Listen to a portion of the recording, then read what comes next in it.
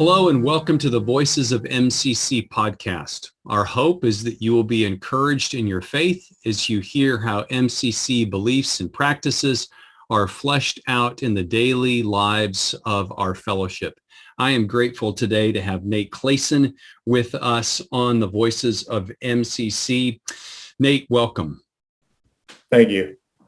Nate, catch us up. Folks may not know you personally on your contact with MCC, kind of a unique position, just being in Kansas City for a time in your military service, and that's really the thrust of our conversation today. But maybe just catch us up on connecting with MCC, and then maybe up 30,000 feet or so, and on the Lord's work in your life and what led you to military service.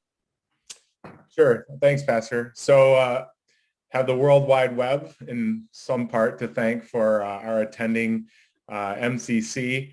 When we got orders to Fort Leavenworth, Kansas, which is about 40 minutes away, we started looking online for some good churches. And we wanted to stay as local as possible, and yet still enjoy exegetical preaching and solid fellowship.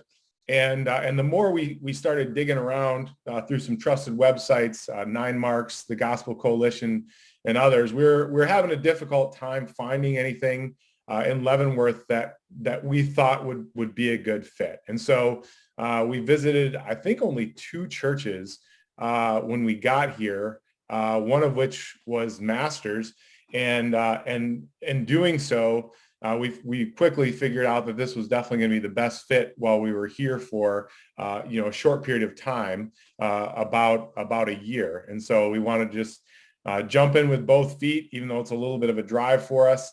We thought that was worth it, given what were really the fundamentals of our church search. And as far as your second question, I actually joined the military before I became a Christian. So I was raised in a very strong, solid Christian family. I'm very grateful to my parents for their efforts to train me in the fear and admonition of the Lord, to catechize me as a child. But the best way that I can describe my childhood experience, I think, is really as the older brother of the prodigal son. I really identify very, very closely with that character, and sort of shared his outlook sort of on doing the right things, but for the wrong reason. So I actually joined the military in 2002 because I found out that you could be a linguist in the Army. I had it at the time. I'd already gone to Pensacola Christian College and got an English degree with a history minor. And so I really loved the humanities, and I had worked with Bethany Christian Services for a year, but kind of sensed that wasn't something I wanted to do long-term, and found out you could be a linguist in the Army. So I joined to be a linguist, really, and maybe more on that later, but it went very well. I enjoyed it from the beginning. So I enlisted first, became an officer 4 or 5 years down the road, and just loved the experience. But I actually didn't come to faith really until I got to my first real duty station in Hawaii, just under the faithful evangelical message of a traveling evangelist in our church in Hawaii. And I knew at the time that I was not saved, that I didn't have a relationship with the Lord, but thanks to some faithful preaching there, I with the help of the Holy Spirit, overcame my pride, because it's not easy sort of admitting you've been living a lie for a long time, really, most my childhood and early adult life. But with the grace of God, was able to do that. And so I've always had kind of a heart for teenagers that are sort of in that experience, like, hey, let's talk about faith and what it means to be a Christian. It's not attending church. It's not knowing catechism. It's having a relationship with Jesus Christ. And so after that, really all the things that my parents had taught me over the years really started to bear fruit, because I knew the scriptures. I treasured them in a way that I hadn't before. And obviously I was much more willing to talk about them. And so really the becoming saved later in life, I found opened up new ways of thinking about just about everything. I mean, you probably know I'm a pretty passionate basketball fan, and what I tell people is it's even influenced the way that I play basketball or coach basketball, right? Like I can really love the sport, but love it for the right reasons, right? It's not wrapped around my identity. My identity is now centered in Jesus Christ, but in a sense, I can almost play basketball with more joy because of that. And I think even in the Army, right? So then I was saved early on as an enlisted soldier in Hawaii. Had some good mentors who encouraged me to become an officer. So I did that in Hawaii. I finished a master's degree in diplomacy and military studies there, transitioned to become an intelligence officer in the Army, subsequently did tactical assignments at both Fort Drum in upstate New York, a duty position most people don't like a lot, but I did. I don't mind the cold. And then Fort Carson, Colorado, which I already enjoyed. So when I say tactical intelligence, that means providing sort of like ground level information about enemy capability and intent, not sort of like pie in the sky, satellites, things like that, but really trying to enable a commander's decision-making as part of his unit. And then after being at Fort Carson as a captain, I was blessed to get an assignment to teach at West Point. So there I went to graduate school at Michigan State for Southeast Asian history, taught at West Point, and now I'm here basically getting ready for the next position in the Army. Does that answer your questions? That does, and I've heard bits and pieces of this, and some of it strung together. But listening to you again, it's fascinating to think of God's power and grace in our lives, and the gifting that He gives us, and opportunities, and the country that we live in. The United States is a great country. The systems that God has allowed even non-believers to set into place in the last 250 years of our country, just a joy to think about what we have and the stewardship that we have. And you're a part of God's dominion in that, and the stewardship and protection of lives. So many ways that we could think about that together. And you're headed back to Hawaii soon, and this is the place where you were converted, kind of a homegoing spiritually, and that gives us an opportunity to pray for you as you get back there and so forth. Let me just probe this just for a moment. Thinking about military issues, geopolitics, all of this comes together, and being a Christian, how should believers think about these issues? What should guide us? What principles from your own mind or passages of scriptures fuel you personally in this? Right. So I think one of my favorite passages of scripture, and I think it first became one of my favorite as a dad, but also as a service member, really is Matthew 6, right? Like we can't accomplish anything through worry. And some of the things I'm going to say here probably are might be a cause for concern for people. Wow, I wasn't aware that all of this was going on in the world. I wasn't aware we were doing this or doing that. But just remember that I remind myself this, right, as a believing service member, that there are some things in my span of control, but ultimately I have to be faithful in doing those without worrying, right? I have to trust that there's a sovereign God who is arranging these things according to His purpose. Another thing that I appreciate that Masters does, right, is we're faithful in prayer about these things. So not only praying for people like myself, which I appreciate, but for those who are in Europe right now and facing some possibilities of being a little bit more involved in real conflict, and I think even just thinking through the tools that God has given us as Americans, right? So you mentioned 250 years of a relatively successful political system, right? With a separation of powers, and the ultimate, right? Our Constitution, right, says we the people are doing these things to form a more perfect union, and we the people are given the ability to vote. And so I would say don't ignore foreign policy experience when you vote. Even now, when we think back to the 1990s at the end of the Cold War, which many of the listeners will remember, right? We expected that we're going to have some sort of peace dividend, and maybe foreign policy didn't matter as much because there was no Soviet Union anymore. But what we're finding now is that some of the decisions made, and even in the 1990s, that foreign policy, it really does matter, and experience does matter. And then the last thing I would say, and this is not a shameless plug, but it will sound like one, is listen to your sermons, right? I mean, how many times do we see Nebuchadnezzar ignoring the sovereignty of God, and Daniel and his friends paying attention to it? And so those are some of the things that guide me as a Christian military member, Christian first, service member after. So I think those are some of the big things that I would say. So fun to hear you speak in these terms.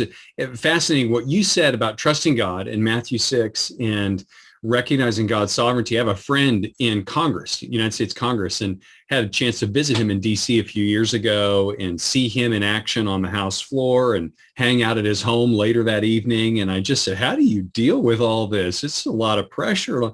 He's like, I just trust God. I don't, I know at the end of the day, it's him.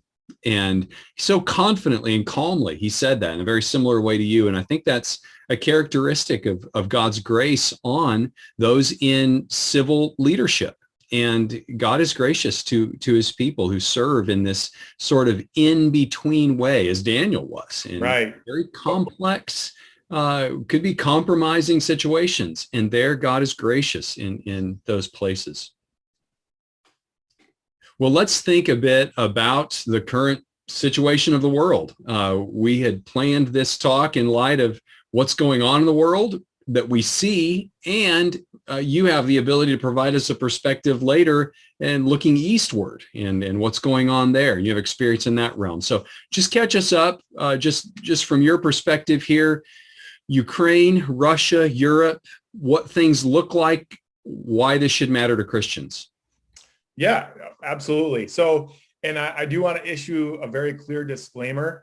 I'm here as a believer who happens to be an Army officer, right? So these are my opinions. They're not the Army's opinions. So, these are not public statements per se. They are just Nate's opinion. And I don't sit on some sort of Russia, watch desk or China watch desk right now. I'm a student who's paying close attention because of my profession. And so, as I mentioned, right, so Matthew 6, we're not to worry about this, but I think it is important that we realize that there are some things to be concerned about. So after the 1990s, we now have three world powers, and we'll start with Russia. But it's important to recognize that really there's three world powers. We're moving to a more multipolar world, and all of them are nuclear. And we see some important changes in this last year as a result of what's happened the last 80 days. We're seeing some pretty tectonic shifts, even seeing countries like Finland and Sweden consider joining NATO in these past couple of days, tell us that they're thinking about abandoning a 70-year position of neutrality, sort of, with NATO that they've held for a long time. And so, regarding the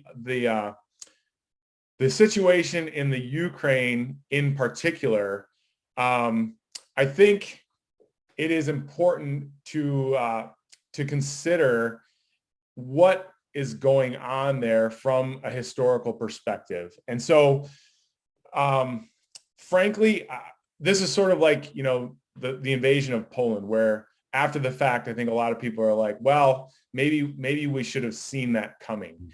And I think now we can sort of look back and hopefully not be overly pessimistic and yet realize how serious the situation is. So first of all, if we look even at Putin's time in power, really, he has really had an ambition to restore an imperialist version of Russia, one where most of Eastern Europe is a sort of satellite recognizing Russia's authority. And so we saw that early on, even in the late 90s and early 2000s with some actions in Chechnya, which came with some very significant civilian atrocities. We saw that in 2008 with the invasion of Georgia, which I think a lot of us have already almost forgotten about, and then the invasion or the annexation of Crimea in 2014 are really part and parcel of sort of what you could argue are Putin's worldview is, these countries are historically part of imperial Russia, and they should be that way one more time.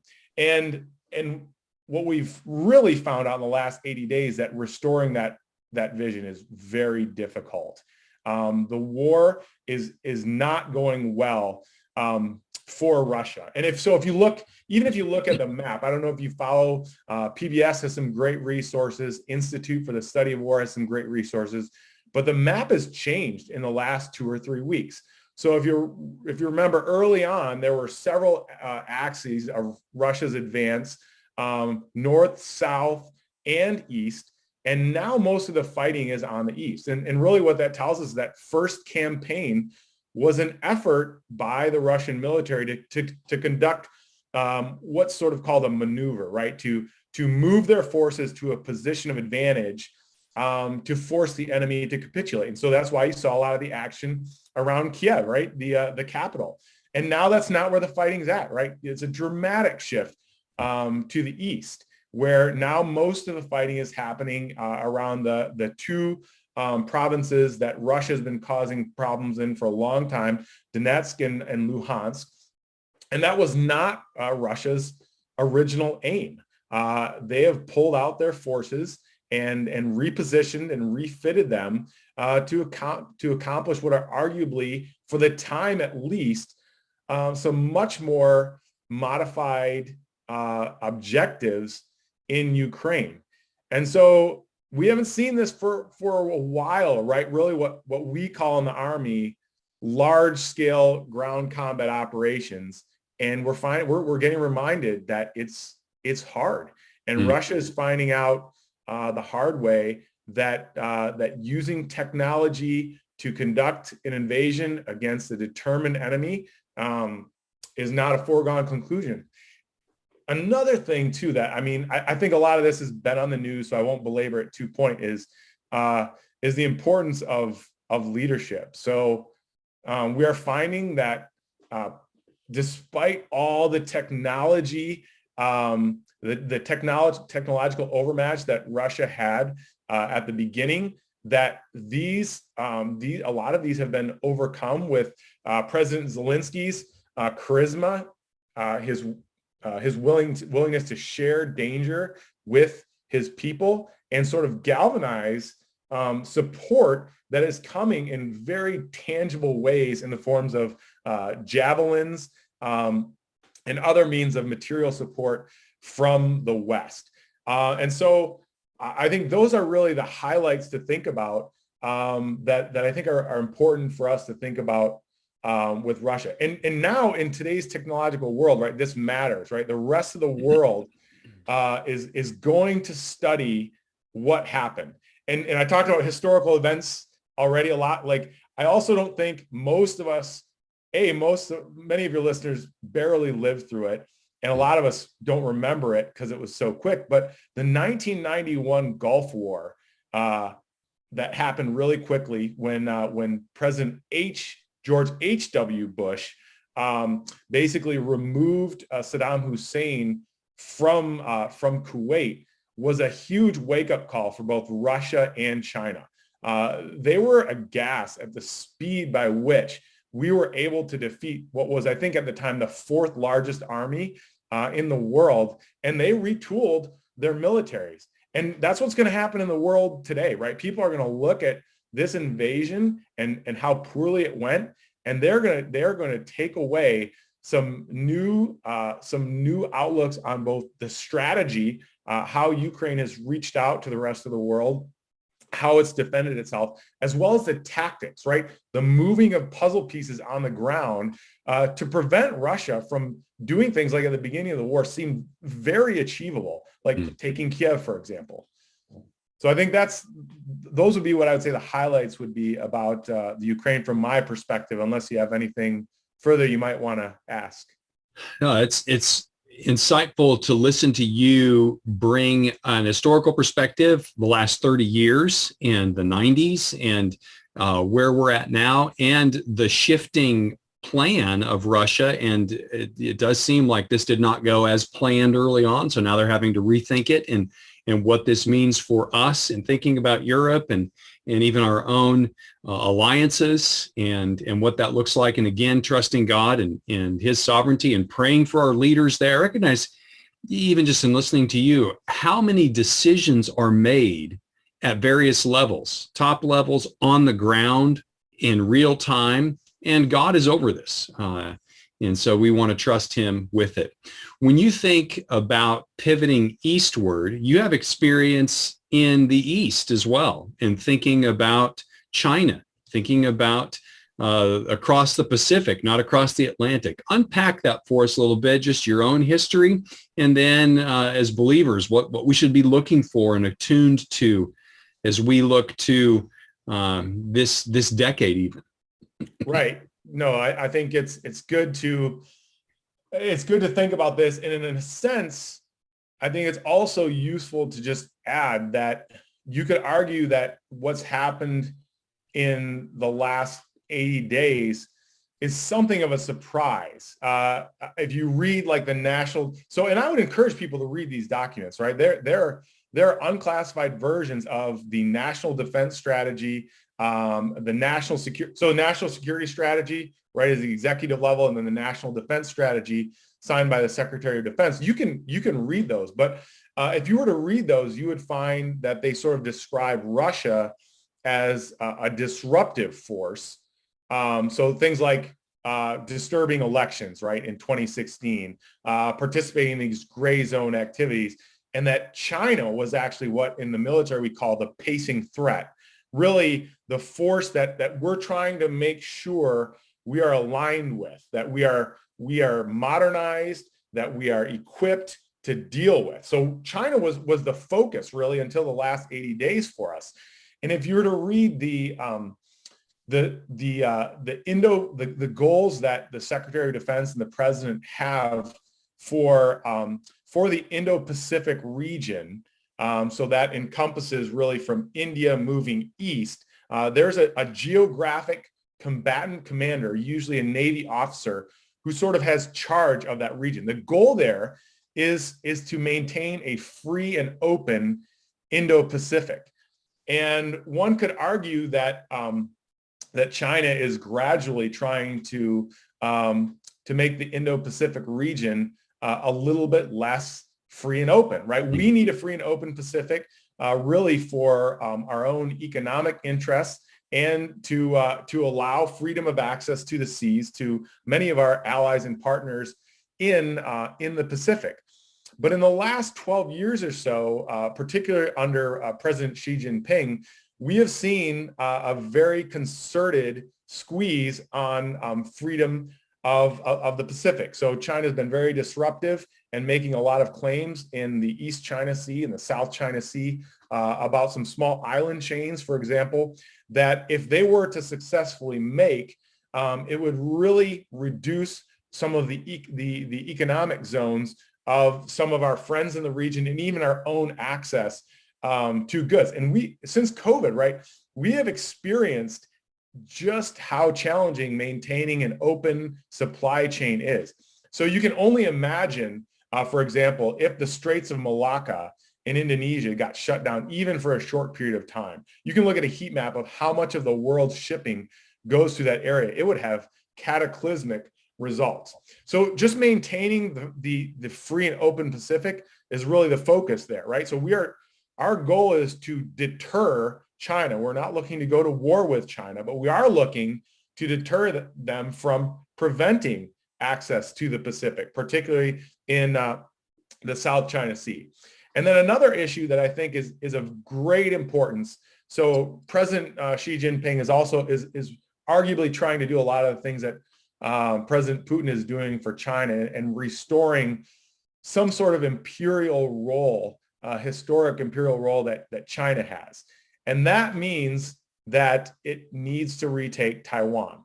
So if you don't know, right, when the Chinese Communist Party won the Chinese Civil War in 1949, the remainder of the Republic of China with Chiang Kai-shek fled to Formosa, the island off the east coast of China, and established what they call the Republic of China.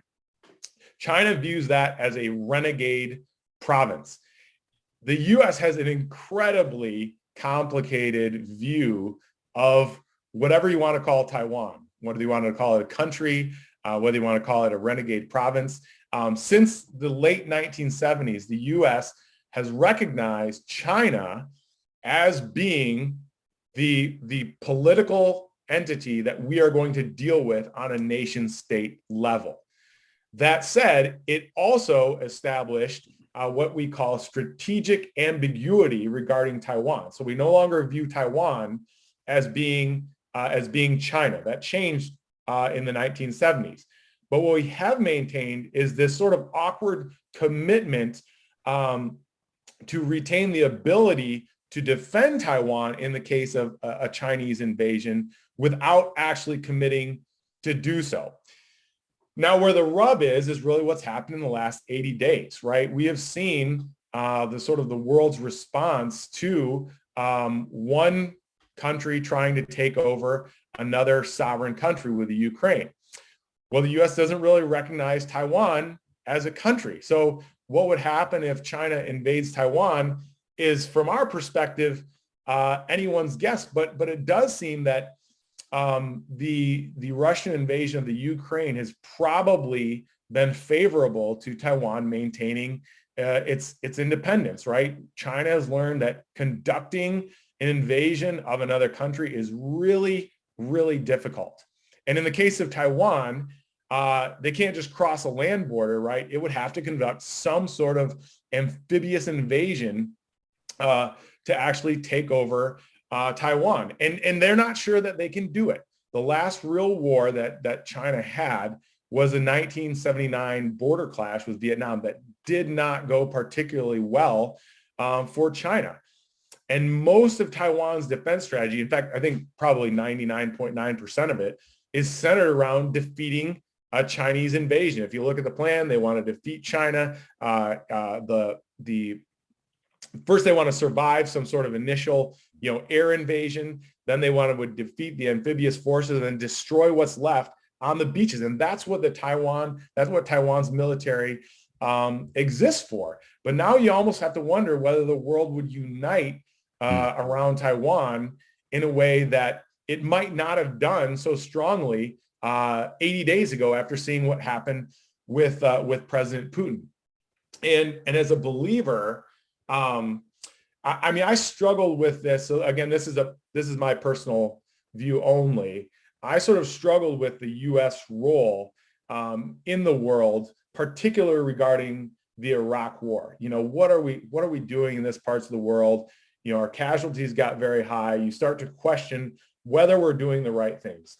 And as a believer in the military, and really in the last year, my views have sort of crystallized that we are. We're trying to deter China. We're trying to prevent Russia from doing more that it's already doing. And if we look at the history, the recent history, really, of these two countries, we will see very clearly the world that might be were they to have their way, right? So if you look at I already mentioned the Russian invasion of Chechnya. We've already seen mass casualties of civilians in the Ukraine.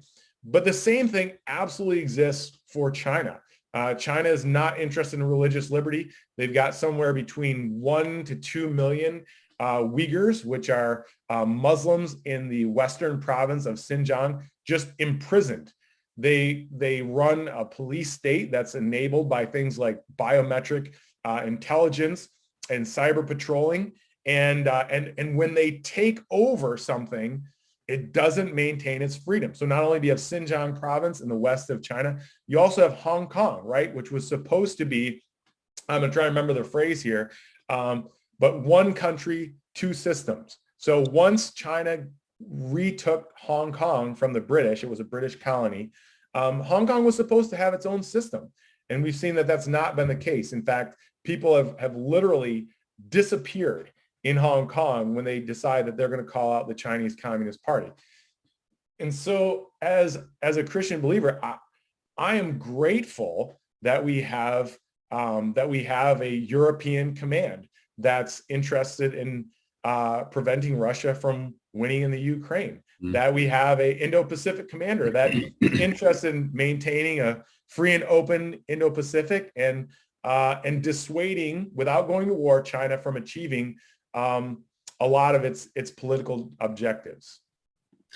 Listening to you talk about this and parallel what's going on in Europe and what could happen in China is very insightful, and especially with Taiwan and the difficulties the last few years.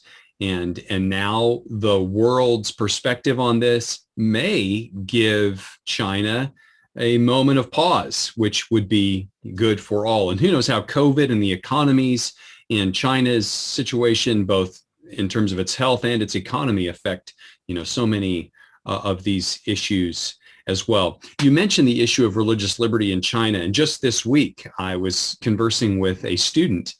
We have students around the world. We have students who are in China, and he is no longer he's Chinese, but he's been out of the country for about 10 years. And he was a part of a house church. Funny how you have a house church in China that has 1,000 people, but theirs did. And, 1,000 person, but now that church is no more, because at one time it had 1,000 people. But when you have a house church that has a network like that large, it's not. Those people haven't been killed, but they no longer have connectivity like they once had. And yeah, religious freedom is a principle that matters. And the United States has continued to hold that as something that we hold dear. And it seems like even in recent years, the courts have upheld that in the United States. So they're continuing back and forth. It's something that we prize, and as a part of our system, we're grateful for it. As you look to the next stage for you, headed to Hawaii, let's bring this around to the more personal connections here. What training are you looking forward to in Hawaii? What are you looking forward to maybe personally, and how can MCC continue to be praying for you all? Right. So I am looking forward to being a part of a lot of these missions that build capability in the Pacific. So again, nothing I'm saying here is classified. If you were to read, a posture statement or something like that, this sort of thing's out there, right? But in the Pacific, we are doing a ton of partnering. So whether that's exercises with the Indonesian military, even with the Philippines, with we have so many partners and allies in the Pacific that it's difficult to keep up with them. But the goal there is really to make a lot of friends in the Pacific and make sure that our militaries can work together. And that's how, hey, what's the deal with, how hard can that be? It's tough, right? Yeah. Like you can only imagine all of our, if you have a Samsung and I have AT&T, our phones can talk and do text messages. Military equipment does not work that way. Not at all. And so making sure that we can get past a lot of the language barriers, that we can make our equipment talk to each other, that our plans work together, that our militaries know how other militaries work. I get to be part of that. Mm-hmm. And so just pray that, I'll have a great deal of wisdom in training the people that are under me to support those missions with quality intelligence, because that's what I'll be doing, right? I'll be providing intelligence to a lot of these partnered exercises, and that my family will be patient when I have to be away. I think that's an often overlooked part of the military, is like, if you're married and you have kids, it is not family first all the time, and that's a balance that the military tries really hard to strike, but it can't always be the case, right? It is, sometimes there are just missions you have to accomplish. So I think those would be the big things. What I am really excited about is the unit that I'm going to is part of U.S. Army Pacific. So we'll have some broad overview of the entire Pacific. So instead of training on one mission set, I'll really have the ability to do what I wanted to, which is kind of keep my eye on the entire Pacific. And I'm excited about that. As a East Asian historian by trade, who speaks Vietnamese and is I love the fact that really the Army is paying me to pay attention to what's going on in the Pacific. But it's a lot. I mean, if I were to pull out a map of East Asian countries not labeled, how many of us could just take out a pencil and be like, oh yeah, this is where Cambodia is. There's a lot, right? It's arguably even more complicated than the European theater. Mm-hmm. Oh, there's no doubt.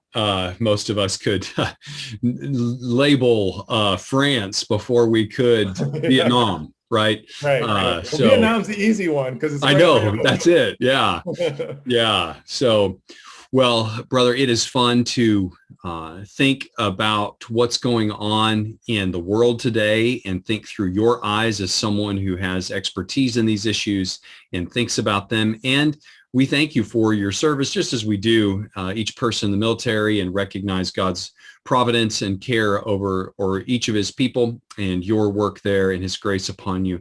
And we're excited that you get to be back in some home spiritual territory for your next round and doing what you enjoy.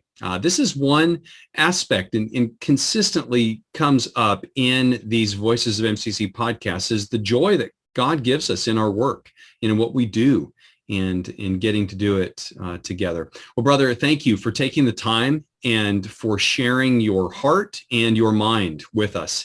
And thanks for sharing your life and your family these months in KC. I do hope that our paths connect, and maybe with your kiddos at some point being in the States or in Hawaii for a time, or back in the States, you all in Kansas City would be great. And maybe an MCC field trip to the islands would be in order at some point. That would be a thrill to see you all there. Well, whoever comes to visit, you have free lodging. You have to take care of the airplane ticket, but you're welcome to stay with us, and we'll show you the trails and the sights with pleasure. Oh, that's great, brother. Well, thank you for your time, and friends, I want to say a special word of thanks again to Pastor Adam Anderson and Caleb Sheffield for their work in the music of Voices of MCC podcast, and Alex Wolkman for producing these for us. Nate, thanks for your time, brother. Thank you.